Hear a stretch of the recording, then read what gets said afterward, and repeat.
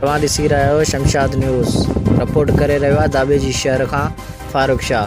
ठठो में ज़ुल्म खां तंग थियल आमरी स्टाफ ठठो जी औरत सादा ऐं गोरो जो पंहिंजे न्याणनि ऐं मासूम पुटनि समेत पंहिंजे मुड़ुस ख़िलाफ़ इतिजाज पाण खे बाहि ॾेई साड़नि जी धमकी।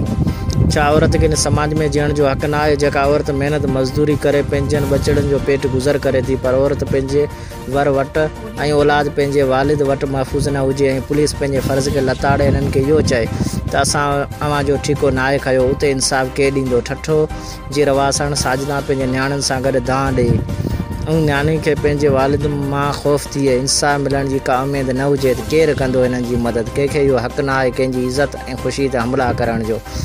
फारूक शाह, शमशाद न्यूज़। ऐसे जदा जवाब थी ऐसे जो असा जो जवाब इयो दिनु त असा तवा जे पेज जो ठीको कोन खणी रखियो है। तो केड़ो ऐसे जो ठटे यारो? हां कदे विया हुआ ता?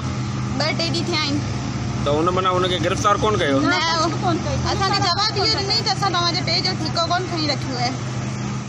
तो तवा के गालियो केड़ी बुदंदो अध घंटे में पाण जी जान छडाई विंदो। असा के जान जो खतरो है मुझे बच्चन थे और माइटन में रही पई उनन जो जान जो खतरो है। तवा किथे रहंदा? हाँ असा के उनारी गल तवा करे ता दियो तो बुधायो न त सुभाणे कोर्ट जे अग्या पाना बच्चा बच्ची उनारी गल पाण के बाय दिंदे सोने जो जिम्मेवार केर हुंदो? असा के हां बुधायो तवा छा ता करियो? असीं तवा के कुछ को ना बुधाए सकू छाकाण जो असीं